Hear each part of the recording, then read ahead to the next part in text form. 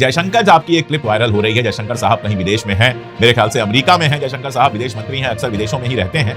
वहां पर उनसे रशिया से तेल खरीदने को लेकर सवाल पूछा गया तो उन्होंने कहा कि अमेरिका ने ही हमसे कहा था रूस से तेल खरीदने को ताकि वर्ल्ड मार्केट में तेल की सप्लाई बनी रहे, और अब अमेरिका ही हमसे कह रहा है रूस से तेल खरीदना बंद कर दो। वो जो कहना चाह रहे थे वो ये कि अमेरिका कोई नैतिक पोजीशन नहीं ले रहा है, वो प्रेशर बना रहा है अपने फायदे के हिसाब से, कभी तेल खरीदने को कह रहा है और कभी तेल नहीं खरीदने को कह रहा है।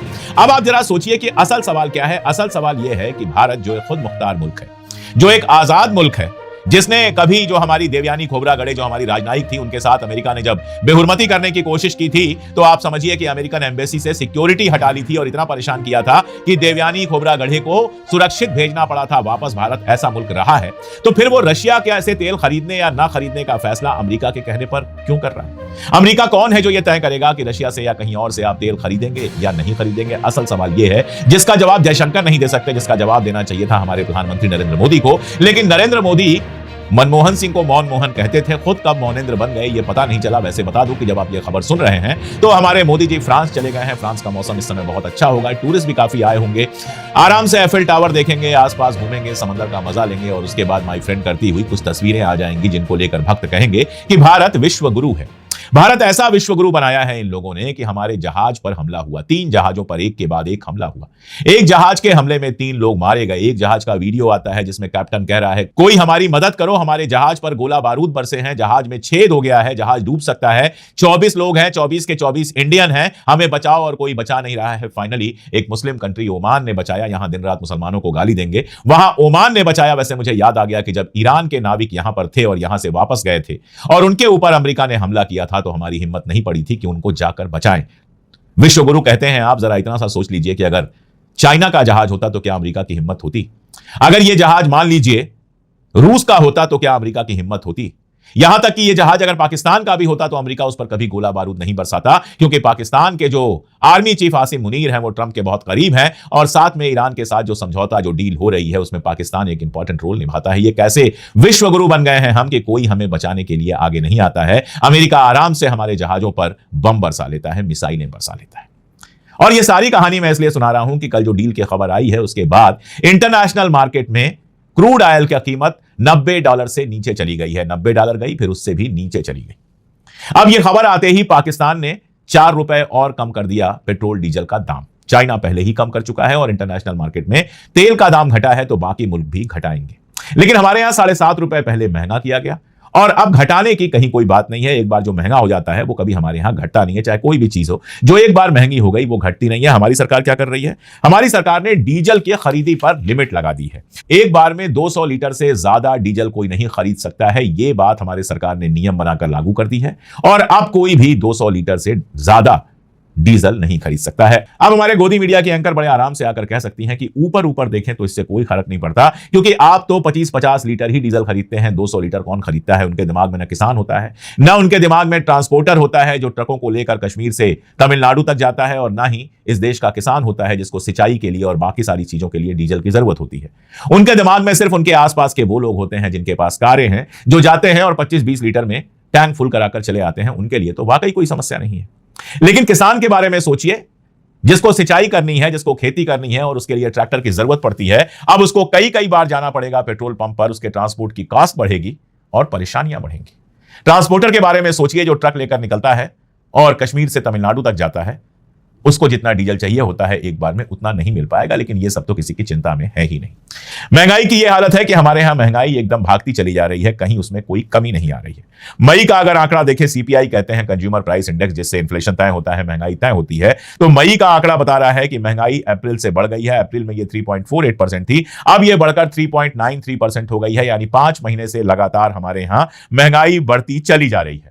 अब आप देखेंगे वही एंकर जिनकी मैं आपको याद दिला रहा था, उन्होंने कहा था कि ऊपर ऊपर देखें तो पेट्रोल डीजल के महंगे होने से कोई खास फर्क नहीं पड़ता है। वो अपने घर और अपने जैसों के घर की बात कर रही थी, लेकिन वो ये भूल गई थी कि पेट्रोल डीजल की जब कीमत बढ़ती है तो हर चीज की कीमत बढ़ जाती है। सब्जियों की कीमत बढ़ जाती है क्योंकि वो ट्रक में भर के लाई जाती हैं। ट्रक का ट्रांसपोर्ट कास्ट बढ़ जाएगा तो सब्जी का कीमत में वो जुड़ जाएगा। दवाइयां, जितने सारे सामान आपके आसपास दिख रहे हैं, इन सब के दाम बढ़ जाते हैं और साथ में कमर्शियल सिलेंडर का दाम बढ़ गया तो होटल में बिकने वाली चाय, खाना, ये सारी चीजें भी बहुत महंगी हो गई। तो जाहिर है कि चारों तरफ से जो प्रेशर पड़ रहा है उसके चलते महंगाई लगातार बढ़ती जा रही है। अब आंकड़ा आता है 7.5% हमारा जीडीपी रेट होगा, लेकिन विश्व बैंक कहता है कि 7.5%, 7.7% सही नहीं है, 6.6% होगा। लेकिन इसको भी जब देखते हैं, रघुराम राजन साहब जो पुराने हमारे आरबीआई के गवर्नर रहे हैं, उनका बयान आया है, और उनके बयान को अगर छोड़ भी दें तो अपने आसपास देखने पर हमको कहीं यह दिखाई नहीं देता कि यह ग्रोथ रेट है। अगर यह ग्रोथ रेट है तो इंप्लॉयमेंट भी बढ़ना चाहिए। क्या आपको रोजगार बढ़ता हुआ दिखता है? अगर यह ग्रोथ रेट है तो लोगों को गरीबी रेखा से बाहर आना चाहिए। क्या आपको गरीबी रेखा से बाहर आता हुआ कोई दिखाई देता है? जाइए जरा शहरों के उन इलाकों में घूमिए जिन इलाकों में आम लोग रहते हैं, आपको भी दिखाई देगा कि यह आंकड़े खुली आंख से देखने पर फर्जी लगते हैं, अंदर से जैसे भी इसको एडजस्ट किया गया हो।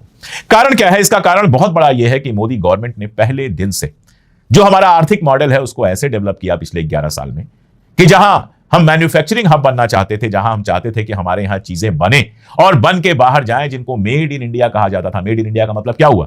कॉटन भी अपना होगा, किसानों से कॉटन खरीदा जाएगा, सूती कपड़ा बनेगा, सूती कपड़े से शर्ट बनेगी, पैंट बनेगी, और वो दुनिया में सप्लाई होगी। यानी ज्यादातर 90% इनपुट हमारा होगा, 99% इनपुट हमारा होगा, कुछ केसेस में 100% इनपुट हमारा होगा, मशीनें तक हमारी होंगी। इसको बदला गया मेक इन इंडिया से। मेक इन इंडिया का मतलब क्या है? आपको साइकिल बनानी है, घंटी कहीं और से आएगी, हैंडल कहीं और से आएगा, गद्दी कहीं और से आएगी, और उन सबको आप असेंबल करा के बेचेंगे बाहर। ये मेक इन इंडिया बना, जिसमें आप मैन्युफैक्चरिंग हब नहीं बने। आप एक्सपोर्ट करने के लिए इंपोर्ट के ऊपर डिपेंडेंट होते चले गए। इंपोर्ट करके पहले बाहर से आप इनपुट्स मंगाएंगे, फिर उनको यहां असेंबल करके बाहर भेजेंगे। आज हालत क्या है? आप दुनिया में कहीं भी चले जाइए, अगर आप रेडीमेड शर्ट खरीदने जाएंगे तो आपको ज्यादा उम्मीद यह है कि मेड इन बांग्लादेश दिखाई दे। कोई इलेक्ट्रॉनिक सामान खरीदने जाएंगे तो ज्यादा उम्मीद यह है कि आपको मेड इन चाइना दिखाई दे। अपने खुद के देश की हालत यह है कि गणेश जी की मूर्ति खरीदने जाएंगे तो वो भी आपको मेड इन चाइना मिलती है। मोबाइल खरीदने जाएंगे तो वो भी किसी और मुल्क का बना हुआ मिलेगा। पेन खरीदने जाएंगे तो बहुत सारी पेनें आपको दूसरे मुल्क की, और जो अच्छी पेनें हैं वो सब दूसरे मुल्कों की दिखाई देंगी। खाने का सामान आपको लगता है कि फला कंपनी तो इंडियन है क्योंकि इंडिया में बहुत दिनों से बिक रही है, लेकिन जब आप देखते हैं तो पता चलता है अरे ये तो विदेशी कंपनी है। तो हमने अपना मार्केट ऐसा बनाया है कि दुनिया भर का कचरा हमारे देश के अंदर भर गया है, और हमारा सामान बाहर नहीं जा रहा है, या तो वो जा रहा है जिसमें मैक्सिमम हम बाहर से बुलाकर असेंबल कर रहे हैं। जो हमारा सबसे बड़ा हथियार था, हम अनाज बहुत पैदा कर रहे थे, उसकी हालत आप देखिए। चाइना हमसे चावल नहीं खरीद रहा है क्योंकि उसका कहना है कि इसमें जो कीटनाशक इस्तेमाल किए गए हैं, पेस्टिसाइड इस्तेमाल किए गए हैं, वो लिमिट से ज्यादा है। बाकी छोड़िए, नेपाल आपसे आम इसलिए नहीं खरीद रहा है कि उसका कहना है कि आम को उत्पादित करने में, आम को बनाने में जो आप पेस्टिसाइड इस्तेमाल कर रहे हैं वो लिमिट से ज्यादा है, यानी आपका आम भी जहरीला है। ये बात मैं बार बार कहता हूं और आज फिर कहूंगा कि आप जाइए इंडियन स्टोर देखिए कहीं बाहर दूसरे देशों में, आप देखिए कि वहां पे मसाले कौन से मिल रहे हैं। तो आप जो मसाले रोज खा रहे हैं, जो पैकेट्स आ रहे हैं, वो मसाले आपको नहीं मिलेंगे। उनकी जगहों पर आपको हो सकता है पाकिस्तानी मसाला मिले, बांग्लादेशी मसाला मिले, क्योंकि आपके मसाले के कई सारे ब्रांड को यूरोप ने बैन करके रखा है कि ये जहरीले हैं, इनसे कैंसर हो रहा है। ऐसे कितने ही सामान हैं खाने पीने के जो हमारे यहां मार्केट में धड़ल्ले से बिकते हैं, लेकिन विदेशों में उनके ऊपर बैन है, क्योंकि या तो उनमें पेस्टिसाइड ज्यादा है या उसमें ऐसे केमिकल इस्तेमाल किए गए हैं जो यूरोप में अलाउ नहीं है।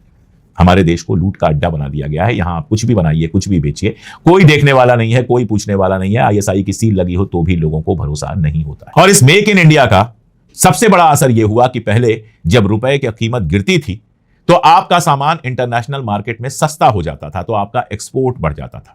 जैसे 100 रुपए का कोई सामान है और मान लीजिए कि वो $1 में बिक रहा है, अब मान लीजिए कि $1 में 110 रुपए अगर हो गया तो वो $1 में 110 रुपए का सामान खरीद सकता है। पहले 100 रुपए का ही सामान खरीद पाता था। तो इंटरनेशनल मार्केट में आपका माल सस्ता हो जाता था और आपके माल की बिक्री बढ़ जाती थी। तो रुपए के डी वैल्यू होने पर, रुपए की कीमत गिरने पर भी देश को फायदा मिलता था, कम से कम एक्सपोर्ट बढ़ जाता था, तो विदेशी मुद्रा हमारे यहां ज्यादा आती थी। अब क्या हो रहा है? अब मान लीजिए 100 रुपए का आपका सामान है और उसमें से 80 रुपए का सामान आपने विदेश से खरीदा है, इंपोर्ट किया है, जिसको आप यहां पर असेंबल करते हैं। अब अगर रुपए की कीमत घट जाती है तो आपको बाहर से वो सामान खरीदने में अधिक रुपया देना पड़ता है। तो जो आपका 100 रुपए का सामान था वो 110 से बढ़कर 115, 120 भी हो जाता है। और इंटरनेशनल मार्केट में आपका सामान सस्ता होने की जगह महंगा हो जाता है। तो रुपए के डी वैल्यू करने के बाद भी आपके एक्सपोर्ट में बढ़ोतरी नहीं होती है। ये नया फिनोमिना है जो मेक इन इंडिया के चलते पैदा हुआ है। तो सारा खेल जो किया जा रहा है वो खेल आंकड़ों पे किया जा रहा है। कई एजेंसीज ने यह आरोप लगाया है कि भारत सरकार जो आंकड़े दे रही है उन आंकड़ों पर भरोसा नहीं किया जा सकता है। उनके कैलकुलेशन का तरीका या उसमें क्या इंक्लूड किया गया है, क्या एक्सक्लूड किया गया है, वो सारा ऐसा है कि आंकड़े तो ऊपर दिखाई देते हैं लेकिन देश ऊपर जाता हुआ नहीं दिखता है। और इसीलिए पर कैपिटा इनकम जैसा आंकड़ा जब आप देखते हैं तो आप बांग्लादेश के पीछे चले जाते हैं।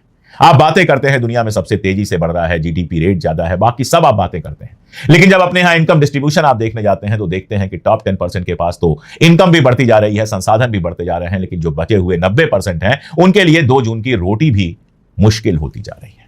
आपके पत्रकार, आपकी मीडिया क्या करती है? ईरान में रोटी मिल रही है कश्तों पर, लोग ईएमआई से रोटी खरीद रहे हैं, इसकी खबर तो चलाते हैं, जिस खबर के सही होने की कोई गारंटी नहीं है। ईरान के दूतावास ने कहा यह खबर गलत है, तो इन लोगों ने कहा कि हमने तो ईरान इंटरनेशनल से लिया था। ईरान इंटरनेशनल एक सरकार विरोधी और शाह पहलवी की समर्थक वेबसाइट है जो बाहर से चलती है और जिसका इकलौता एजेंडा है ईरान की सरकार को लगातार बदनाम करना। उसकी कई खबरें पहले भी गलत साबित हो चुकी हैं, हमने ये बात देखी है। उसके ऊपर इंडिया का मीडिया भरोसा करता है और चलो मान लिया सही भी है, मान लिया ईरान में लोग ईएमआई पर खरीद रहे हैं रोटी, हमें क्या फर्क पड़ता है?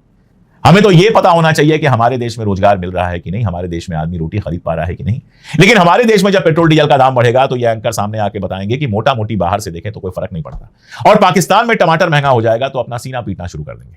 ऐसा लगता है कि ये पाकिस्तान और ईरान की खबर पर ज्यादा ध्यान रखते हैं। भारत में इनके लिए खबर सिर्फ उतनी है जो सुबह सुबह पीएमओ ऑफिस से व्हाट्सएप पर आ जाती है, या कोई ऐसी खबर जिससे सरकार का फायदा होता है। इसका असर यह हुआ है कि लोग अपनी ही परेशानियों के खिलाफ खड़े नहीं हो रहे हैं। लोगों को इतना बेवकूफ बना दिया गया है कि लोग कह रहे हैं कि दुनिया भर में परेशानी है इसीलिए भारत में आई है। कुछ भी हो जाए उसका एक जस्टिफिकेशन ढूंढ लिया जाता है, इसीलिए किसी तरह का कोई विरोध नहीं होता है।